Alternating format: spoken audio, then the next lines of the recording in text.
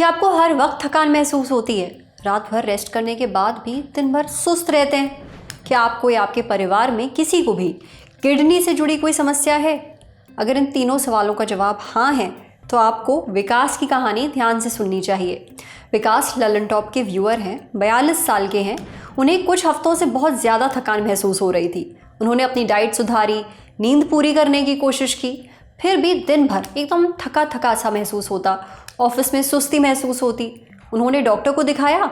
Doctor ने कुछ जांचें की तो पता चला उन्हें क्रॉनिक किडनी डिजीज नाम की बीमारी है।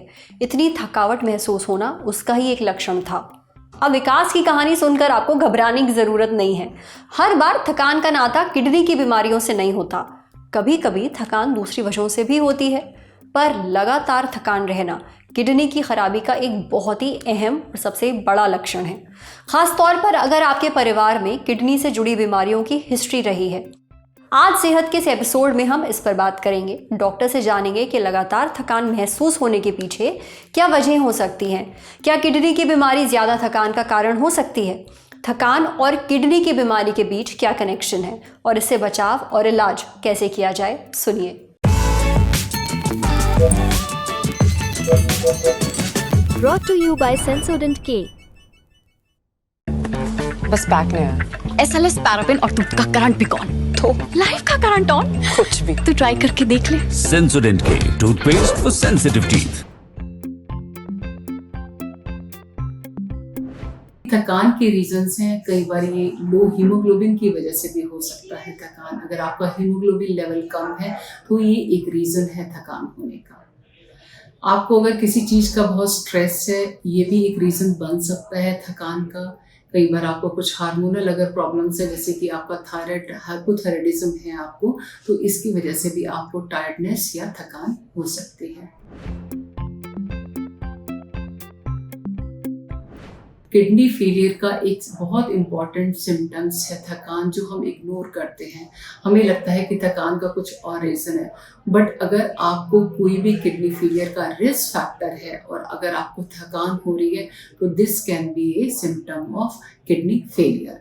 जो काम आप पहले बिल्कुल ठीक से कर पा रहे थे, अभी आप नहीं कर पा रहे हैं, आपका एनर्जी लेवल लो हो रहा है, टायर्डनेस हो रहा है, फैटीग हो रहा है, तो this can be A symptom of chronic kidney failure. ये क्रॉनिक किडनी फेलियर का एक बहुत इंपॉर्टेंट सिम्टम है। हमारी किडनी एक हार्मोन बनाती है जिसे एरिथ्रोपोएटिन कहा जाता है, और ये एरिथ्रोपोएटिन जब कम बनता है, नहीं बनता है किडनी फेलियर पेशेंट्स में, तो उसकी वजह से आपका हीमोग्लोबिन लो हो जाता है, जिसकी वजह से आपको थकावट हो सकती है।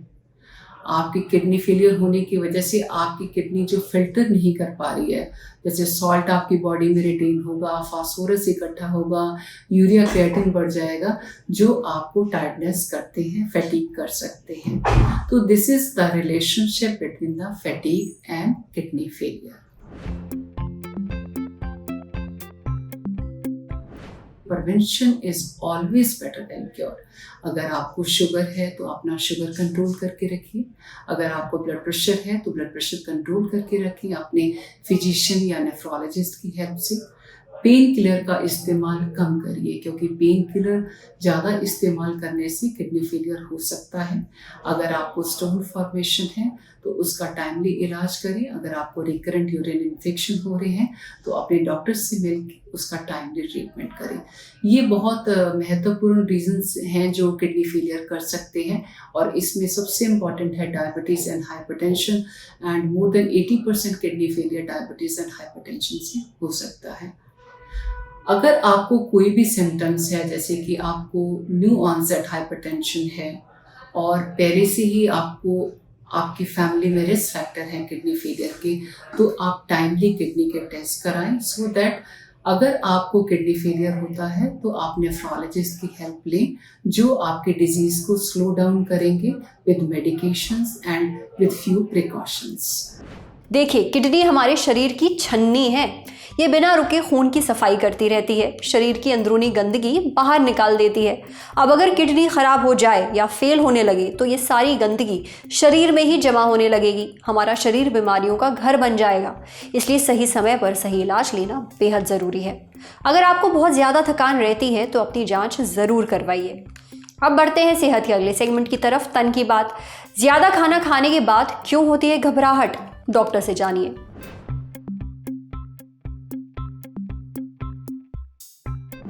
क्या आपके साथ कभी ऐसा हुआ है, आपने खूब दबा कर खाना खाया है, पेट एकदम ज़बरदस्त तरीके से भर गया है, कुछ ही देर बाद आपको अजीब सी घबराहट होने लगती है, दिल जोर जोर से धड़कने लगता है, भयानक एंजाइटी महसूस होती है।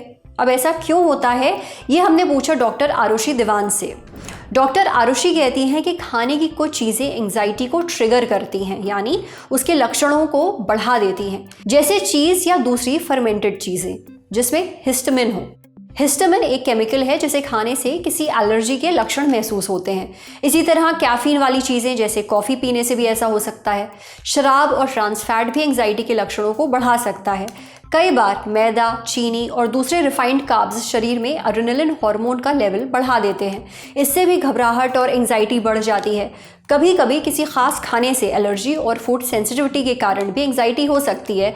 जैसे अगर किसी को ग्लूटेन, डेयरी प्रोडक्ट या किसी दूसरी चीज़ से एलर्जी है और वो ये चीज़ें खा ले तो उन्हें सांस लेने में दिक्कत हो सकती है। उनका सिर घूमने लगता है, गले में जकड़न महसूस होती है, मुंह में झंझनाहट होने लगती है, उबकाई आती है, पेट में दर्द होने लगता है और दिल की धड़कनें बढ़ जाती हैं। ये लक्षण कुछ लोगों में हल्के तो कुछ में गंभीर हो सकते हैं। हालांकि राहत की बात यह है कि ये लक्षण बहुत देर तक नहीं रहते। डॉक्टर आरुषि आगे कहती हैं कि जिन्हें रिएक्टिव हाइपोग्लाइसीमिया है उन्हें खाना खाने के बाद एंजाइटी हो सकती है। रिएक्टिव हाइपोग्लाइसीमिया में खाने के बाद व्यक्ति के खून में शुगर का लेवल कम हो जाता है, जिसकी वजह से एंजाइटी शुरू हो जाती है। कुछ दूसरे लक्षण भी दिखाई देते हैं, जैसे सांसें तेज चलना, दिल जोर जोर से धड़कना, चक्कर आना और खूब पसीना आना। आमतौर पर ऐसा खाना खाने के 4 घंटे के अंदर होता है। डायबिटीज़ के बिना भी कुछ लोगों को रिएक्टिव हाइपोग्लाइसीमिया की दिक्कत हो सकती है, खासकर उन्हें जिनका वजन ज़्यादा है या फिर जिनकी गैस्ट्रिक बाईपास सर्जरी हुई है। जिन लोगों को कोई ईटिंग डिसऑर्डर है उन्हें भी खाने से जुड़ी एंजाइटी हो सकती है। ईटिंग डिसऑर्डर एक साइकोलॉजिकल कंडीशन है। इसमें व्यक्ति या तो बहुत ज़्यादा खाता है या पूरी तरह खाना छोड़ देता है। ऐसे लोगों को खाने के टाइम या कुछ खाने के बाद एंजाइटी हो सकती है, खासकर ऐसा खाना जिसे वो अनहेल्दी या ख़राब मानते हैं। कभी कभी लोगों को ज़्यादा खाने की वजह से गिल्ट होने लगता है, इससे भी एंजाइटी हो सकती है। और ये एंजाइटी तब तक रहती है जब तक कि वो एक्सरसाइज ना कर लें या फिर अगला मील स्किप ना कर दें। समझे? अब बारी है सेहत के आखिरी सेगमेंट की, खुराक यानी झक्कास सी हेल्थ टिप। इस विटामिन की कमी से होता है कब्ज़। कब्ज़ आजकल एक बहुत ही आम समस्या बन गई है। ज़्यादातर लोगों की शिकायत रहती है कि उनका पेट साफ नहीं होता। इसके लिए जिम्मेदार ठहराया जाता है ख़राब डाइट को। ये बात सही भी है। अगर खाने में फाइबर पर्याप्त ना हो तो कब्ज़ की परेशानी हो सकती है, लेकिन कई बार खाना ठीक खाने के बावजूद कब्ज़ हो जाता है। ऐसा क्यों होता है, ये हमें बताया डॉक्टर सुनीता दुबे ने। डॉक्टर सुनीता कहती हैं कि कभी कभी विटामिन B1 की कमी से कब्ज़ की दिक्कत हो सकती है। कई रिसर्च में भी ऐसा देखा गया है। विटामिन B1, जिसका नाम थायमिन भी है, शरीर के विकास और सेल्स के ठीक तरह काम करने के लिए ज़रूरी है। ये खाने को एनर्जी में बदलने में मदद करता है, स्टूल को सॉफ्ट बनाता है जिससे उसे पास करना आसान हो। ये एक वाटर सॉल्युबल विटामिन है, यानी ये शरीर में स्टोर नहीं होता। हमें रोज़ अपने खाने में इसे लेना पड़ता है। अगर शरीर में थायमिन की कमी हो तो दिल और नर्वस सिस्टम पर असर पड़ता है। हमारी इम्यूनिटी कमज़ोर हो जाती है। जीआई ट्रैक्ट में जो मांसपेशियां हैं वो भी सही से काम नहीं कर पाती। जीआई ट्रैक्ट यानी वो सारे अंग जो खाना निगलने, पचाने, सोखने और शरीर से बाहर निकालने में मदद करते हैं।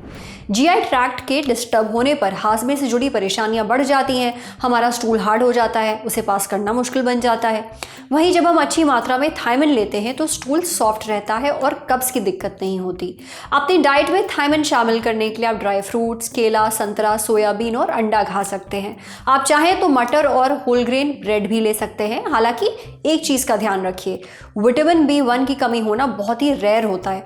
अक्सर इस विटामिन की कमी नहीं होती है क्योंकि ये खाने की की कई चीज़ों में होता है। तो अगर आपका स्टूल हार्ड है तो हो सकता है आपके खाने में फाइबर की कमी हो, इसलिए विटामिन B1 के साथ साथ खाने में फाइबर भी खूब लीजिए। फाइबर के लिए आप पपीता, गाजर, सेब, नाशपाती, पालक और राजमा खा सकते हैं। आज सेहत पर इतना ही। अगर आप एक डॉक्टर हैं, हमसे कुछ शेयर करना चाहते हैं तो जो ईमेल आईडी इस वक्त आपको अपनी स्क्रीन पर दिख रही है उस पर हमें एक मेल भेज दीजिए। शुक्रिया।